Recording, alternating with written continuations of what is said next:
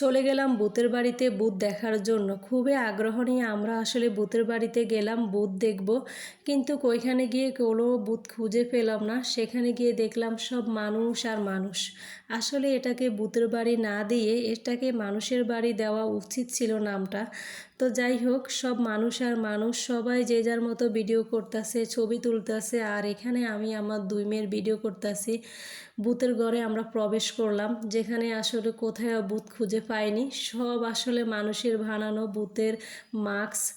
তো পরে দেখলাম যে আমার মেয়েটা কিন্তু ভূতের মাস্ক পরে আছে।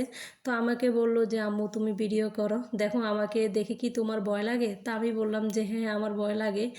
তো যাই হোক, এখানে আমার ছোট পিচ্ছিটা এখানে ভূতের দাদার সাথে দুষ্টুমি করতেছে। আর এখানে দেখেন ভূতের দাদাটা কিন্তু প্লেট নিয়ে দাঁড়ায় আছে। কেউ যদি সাহায্য করতে চান ওনাকে সাহায্য করতে পারেন। তো যাই হোক, পরে এখানে আমার বড় মেয়ের তো ভিডিও করাই শেষ হইতেছে না, সে এখানে আমার ভয় দেখানোর জন্য এইভাবে হাত দিয়ে এরকম করতেছে। তো পরিশেষে দেখলাম যে আসলে ভূতের বাড়ির উপর থেকে আমাদের রামগঞ্জ শহরের যে ভিউ মাসাল্লাহ অনেক সুন্দর দেখা যাইতেছে। পরে আমাদেরকে খাবার অর্ডার করার জন্য লোক আসতেছিল। মাসাল্লাহ ওইখানে কি আর বলবো, খাবারের দাম এত এত বেশি, আমার পক্ষে কেনা সম্ভব না। পরিশেষে গাইস আমি কিন্তু সকল মেনু কার্ডটা খুঁজে খুঁজে দেখলাম যে মেনু কার্ডে কোথায়ও কম দামের কোনো জিনিস নাই। পরিশেষে আমি একটা চিকেন ফ্রাই অর্ডার করি, যেটার দাম ছিল 120 টাকা। তো যাই হোক, 120 টাকা দিয়ে চিকেন ফ্রাইটাই খেলাম। ওটার ভিডিও আছে একেবারে লাস্টে। তারপরে এখানে দেখেন ভূতের ঘরের ভিতরে আমার মেয়েরা ঢুকে একটা মাকড়সার জাল দিছে, আর উপর থেকে তো ওই যে সুতা আছে না, সুতার জাল বিছিয়ে দিল, এটাই হয়ে গেল ভূতের বাড়ি। ওইখানে কি এমন দেখার আছে আমি জানি না। মানুষকে এন্টারটেনমেন্ট দেওয়ার জন্য মানুষ কি না করে। তো যাই হোক, কয়দিন পর পরে আমাদের রামগঞ্জে রেস্টুরেন্ট উদ্বোধন হয়, কিন্তু আমার কাছে ভালো লাগে না। খাবার দাবারও এত বেশি মজা না, কিন্তু ওই যে হিংসা আছে না, ওইটা হিংসার কারণে আসলে মনে হয় কয়দিন পর পর ও উদ্বোধন করছে, ও উদ্বোধন করছে, ও ওইটা দিছে, এই কারণে আমিও দিতে হবে রেস্টুরেন্ট। এই কারণে মনে হয় কয়দিন পর পরে রেস্টুরেন্ট উদ্বোধন করে মানুষে। তো খাবারের মান কোয়ালিটি তো ভালোই না, খাবারের দাম আসলে চড়া দাম, এত এত বেশি।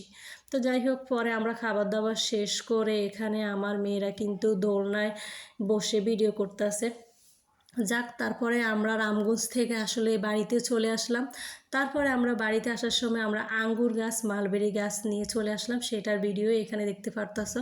সেই গাছগুলো আনে আমার কাঙ্ক্ষিত গাছগুলোকে আমি আমার ছাদ বাগানে রোপণ করে দিলাম। আর দেখো আমার ছাদ বাগানের সব থেকে ছোট বেগুন গাছ, আর এই বেগুনগুলো কিন্তু বড় হয় না, এদের সাইজ কিন্তু একেবারে ছোট। আমার দেখা জীবনে প্রথম এরকম বেগুন দেখা।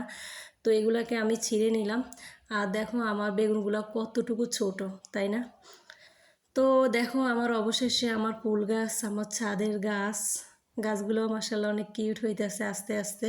আর এখানে আমার ছাদ বাগান থেকে সংগ্রহ করা আমাদের এখানে মরিচ তোমার বোমা মরিচ আছে, কালি মরিচ আছে, কাঁচা মরিচ আছে, সব কিছু এখানে সংগ্রহ করলাম রান্না করার জন্য। আর গাছের করলাও ছিঁড়ে নিলাম, কালকে আল্লাহ সালে রান্না করব।